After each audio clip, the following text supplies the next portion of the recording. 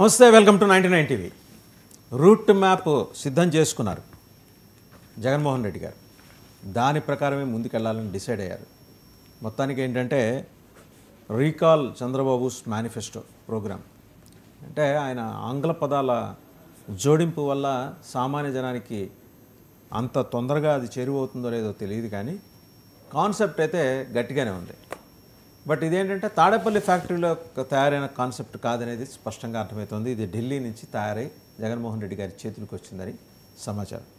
సరే, ఏదెలా ఉన్నా ఏంటంటే మొత్తం ఆయన మీరు అన్ని షాపులు తిరగండి, చివరికి మా షాప్కి రండి, వాళ్ళ క్వాలిటీకి మా క్వాలిటీకి తేడా చూడండి, వాళ్ళు ఇచ్చిన ప్రైసు మా ప్రైసు తేడా చూడండి అని చెప్పేసి ఒక అడ్వర్టైజ్మెంట్ వస్తుంది. ఆ పద్ధతిలో మేమేం చేసాం, మీరు ఎంత నష్టపోయారు, మేము ఉన్నప్పుడు మీరు ఎలా లాభపడ్డారు, బేరీజ్ వేసుకోండి, చివరికి మీకే అర్థమవుతుంది మేమంతా మంచివాళ్ళం అని చెప్పే ఒక బ్రహ్మాండమైన బృహత్తరమైన కార్యక్రమానికి ఆయన శ్రీకారం చుట్టాడు. దాంట్లో కాంప్లెక్సిటీ ఎక్కువ ఉంది. సరే, ఎంత ఎక్కువ ఉంది, ఎంత మేరకు జనాలకు చేరుతుంది, జైళ్ల నుంచి జనాల లోగిళ్ల దాకా వెళ్ళే కార్యక్రమానికి జగన్మోహన్ రెడ్డి ఎందుకు శ్రీకారం చుట్టారు, వీటన్నిటి మీద సమగ్రంగా విశ్లేషించడానికి మనతో ఉన్నారు పొలిటికల్ అనలిస్ట్ కేఎస్ ప్రసాద్ గారు. నమస్తే ప్రసాద్ గారు. నమస్తే అండి. సో చాలా భారీ ఎత్తున ఆయన చదివి వినిపించారు. మొత్తం దాంట్లో సామాన్య జనాలకి సంబంధించినవి ఉన్నా వాళ్ళకి అర్థం కాని విషయాలు చాలా ఉన్నాయి. అర్థం అయ్యేలాగా చెప్పే ప్రయత్నంలో ఆయన ఏ మేరకు ఎక్సెల్ కాగలరు అని మీరు భావిస్తున్నారు? అంటే ఆయన ఎక్సెల్ అవ్వడం అన్నదానికన్నా ప్రజలను ఎక్సెల్ చేయడానికి అతని ప్రయత్నం. మీరు ఒకటి గుర్తుంచుకోండి, మీరు అన్నట్టు ఆయన లాంగ్వేజ్ ఇంగ్లీష్ అవ్వచ్చు, లేదంటే ఆయన లాంగ్వేజ్ కమ్యూనికేషన్ స్కిల్స్ అని కాదు. మీరు గతంలో కూడా వాళ్ళు ఏం చేశారన్నది గడప గడపకి కార్యక్రమం ఏదైతే ఉందో, గడప గడపకి కార్యక్రమాన్ని దృష్టిలో పెట్టుకుంటే వాట్ దే హ్యావ్ డన్ అన్నది రీచ్ చేయగలిగారు. పైపొచ్చి ఆయన మేనిఫెస్టో కంపారిజన్స్లోనే ఎలక్షన్ క్యాంపెయినింగ్ చేశాడు. ప్రజలకి నాడి పట్టుకుంటే మార్కెటింగ్ స్ట్రాటజీ ఒకటి ఉంటుంది సార్. ఎప్పుడైనా సరే వాళ్ళు దాన్ని ఎట్లా ప్రజల్లోకి తీసుకెళ్ళడానికంటే ప్రజలకి నష్టం జరిగిందన్న దాని మీద ఎక్కువ బాధ ఉంటుంది. పెయిన్ని క్యారీ చేయించడానికి ఒక కార్యక్రమాన్ని తరలేపాడు. ఇప్పుడు మీకు చూడండి, ఈ ఇందులోనే ఎందుకు కొనరబై, ఇందులో ఇంకో దాంట్లో అంటే 10 రూపాయలు ఎక్కువ వచ్చిందను, లేదంటే ఆ రోజు నువ్వు చిన్నప్పుడు ఐఏఎస్ చదివి ఉంటే ఆ క్వాలిఫై ఎందుకు కదా అన్న కంపారిజన్స్ ఎప్పుడైనా మనకి కళ్ళ ముందు మన క్లాస్మేట్ ఒకటి ఐఏఎస్ కనబడగానే ఆ బాధ అప్పుడు ఆ రోజుకి రెన్యూవల్ అవుతుంది.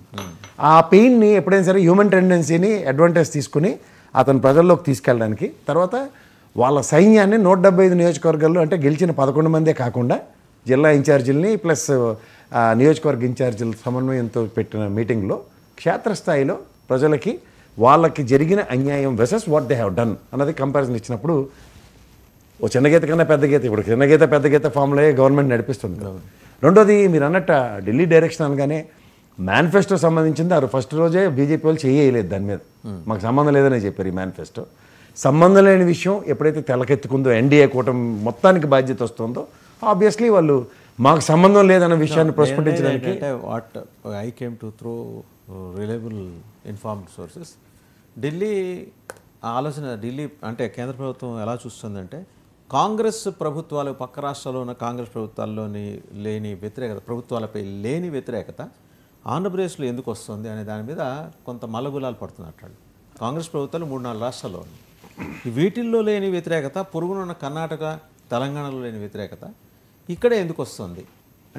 మనం ఎక్కడైనా తప్పుటు అడిగేసామా, ఏమన్నా రీథింక్ చేసుకోవాల్సిన అవసరం ఏమన్నా ఉందా అని చెప్పి ఒక ఆలోచన, పునరాలోచనలో ఢిల్లీ పడింది అనేది మాత్రం స్పష్టం. ఇప్పుడు సుఖాలను ప్రాణం దుఃఖాన్ని నెట్టుకున్నట్టే ఉంది. ఇప్పుడు ఎన్డీఏ కూటమిలో వీళ్ళకి మంత్రి పదవులు ఇచ్చి నానా తిప్పలు పడి కన్నా జగన్మోహన్ రెడ్డి బయట సైడ్ నుంచి ఉన్న సపోర్ట్ గతంలో అందరికీ తెలిసిన విషయమే. సో దాని బదులు ఇది కోరి నెత్తికెత్తుకున్న పాపానికి ఈ సంవత్సరం పాటు జగన్మోహన్ రెడ్డిని ఆడిపోసుకుంటూ, అంటే ఇండైరెక్ట్గా మనల్ని కూడా ఆడిపోసుకున్నట్టే కదా.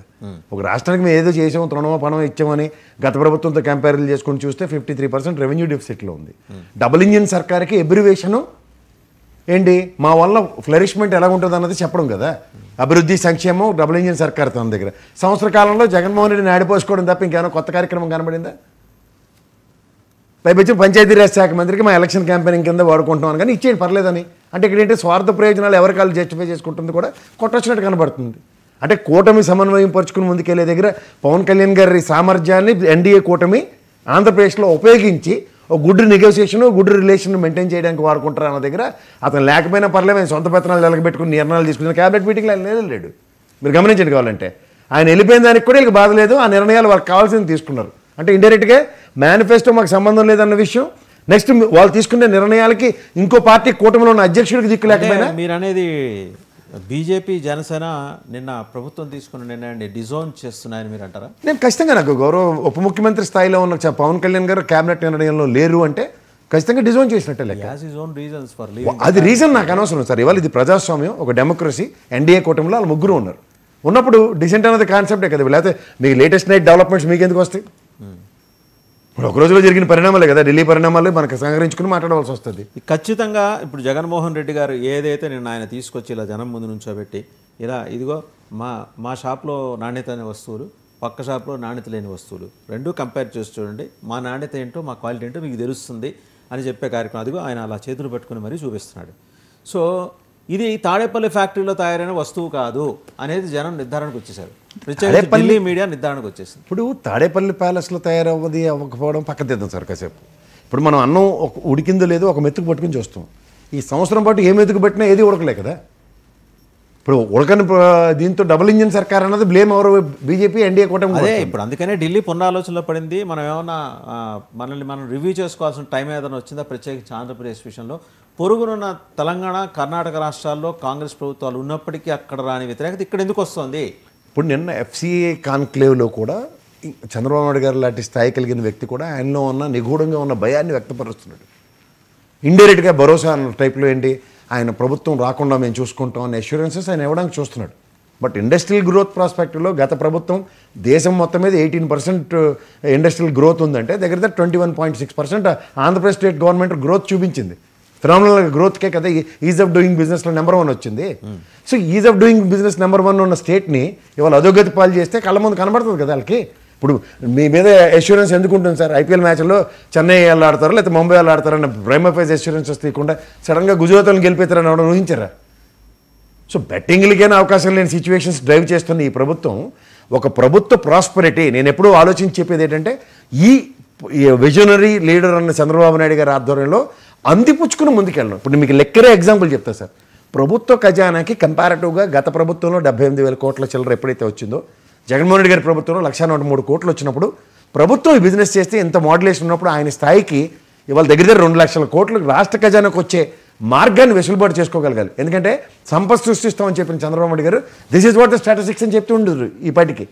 ఎందుకంటే ఫస్ట్ 3-4 మంత్స్ ఆయన కంటిన్యూ చేసిన తర్వాత కూడా ఇవాళ తీవ్రతరమైన పరిస్థితి కనబడుతున్న దగ్గర ఏ విధంగా ఏ స్థాయిలో మనకు వస్తాం చూడండి. ఉచిత ఇసుక లేదా మట్టి ఏ విధంగా తవ్వుకుని వెళ్ళిపోతున్నారు నియోజకవర్గాల వారీగా. ఇవన్నీ నేను మీరు కాదు కదా, వాళ్ళ కోసం అనుగుణంగా పనిచేసిన కేకే గారు, రాజేష్ సర్వే లాంటి వాళ్ళే క్రిస్టల్ క్లియర్గా చెప్తున్నారు what are the negatives and this things అని. ఒక డెసిషన్ మేకింగ్ గత ప్రభుత్వ రూపాలు ఏవి లేకుండా చెరిపేద్దామన్న కాన్సెప్ట్లో చేస్తున్న ఇబ్బడిముబ్బడి నిర్ణయాల్లో రేషన్ షాప్ విషయంలో ఆ వేతలు ఎలా ఉన్నాయో చూస్తున్నాం. తర్వాత రైతు బంధు కేంద్ర ప్రభుత్వం ఇది వాళ్ళకి చాలా తీవ్రని ఇదండి. గత సంవత్సరం ఇచ్చిన ఖరీఫ్ రబీ సీజన్లకి ఇచ్చిన 2 సార్లు రైతు బంధు ఏదైతే కేంద్ర ప్రభుత్వం ఇచ్చిందో ఇవాళ రైతులకు చేరలేదు అది ఈ రోజుకి కూడా. So on aggregate second year start అయిపోయింది ఫంక్షనింగ్. సో 2 years వాళ్ళు ఎప్పుడైనా డబుల్ ఇంజిన్ సర్కార్లో ఆలోచించేది ఏంటంటే మనం ఇచ్చేది కూడా ప్రజలకు రీచ్ కానకుండా మన ప్రభుత్వాలు ఎక్కడ ఉంటే దేనికన్నా కారణంలో కూడా ఆలోచిస్తారు కదా.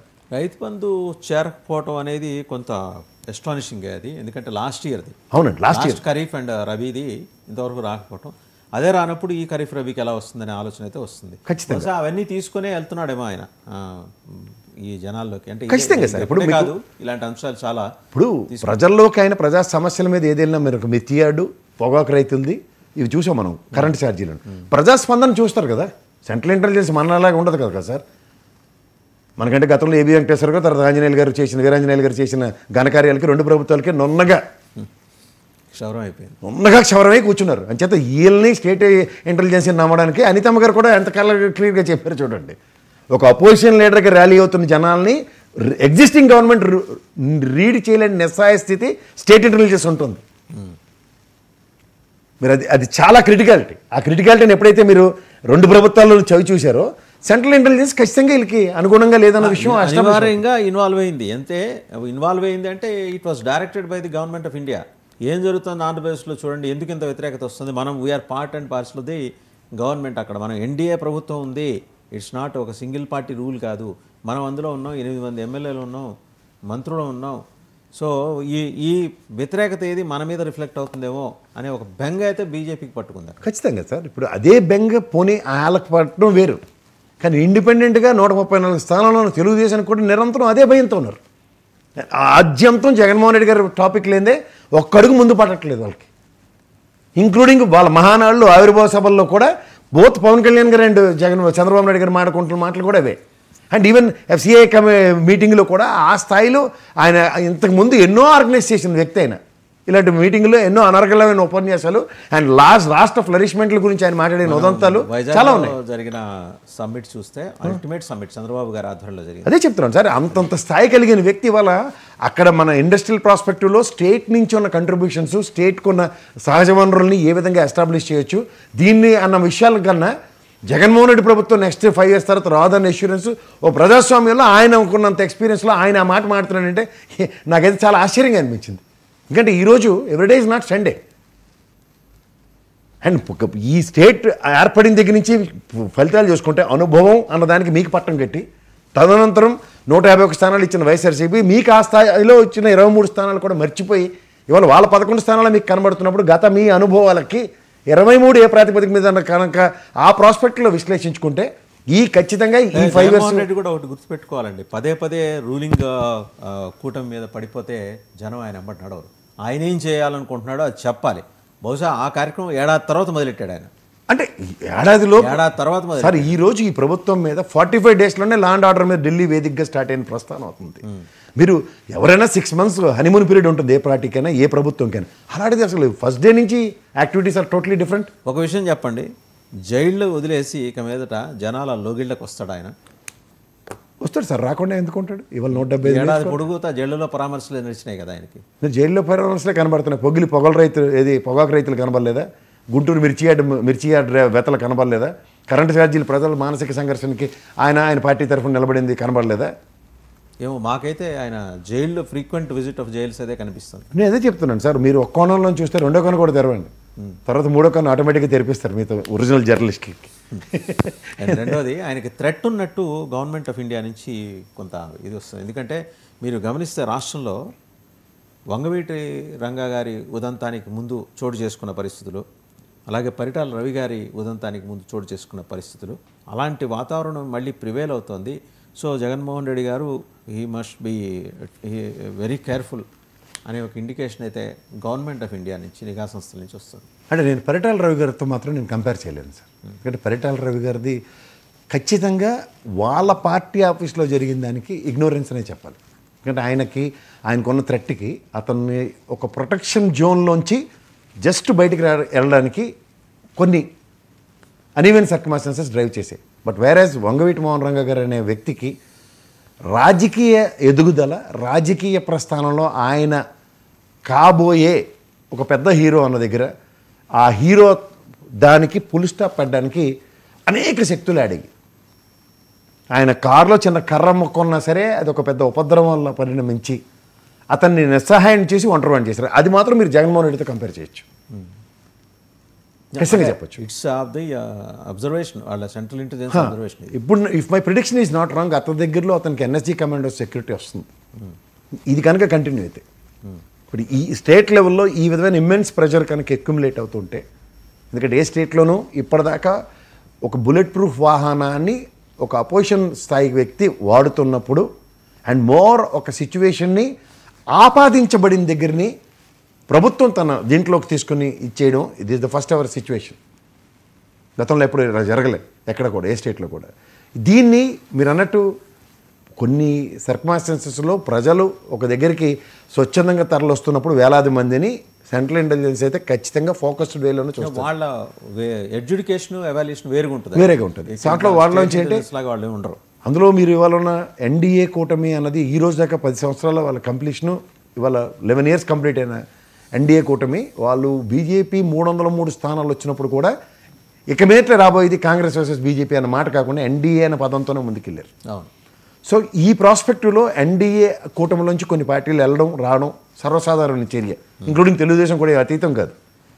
మీరు 18-19 ప్రస్థానంలో ఆయన బయటకు వచ్చి 19 ఎలక్షన్స్లో తెలుగుదేశం ఇండిపెండెంట్గాను బీజేపీ అసలు ఇండిపెండెంట్గాను కంటెస్ట్ చేసిన ఉదంతో స్టేట్లో ఉన్నప్పుడు ఇది ఏదో పవన్ కళ్యాణ్ గారు చెప్పినట్టు 15-20 ఏళ్ల శాశ్వత ప్రయోజనం అంటే వాళ్ళిద్దరికీ మేబీ అండర్స్టాండింగ్, బికాజ్ ఆయన స్వచ్ఛందంగా పనిచేయలేరు కాబట్టి తెలుగుదేశం ఆచ్ఛేదంతో ముందుకెళ్ళడానికి పవన్ కళ్యాణ్ గారు డిసైడ్ అవ్వచ్చు.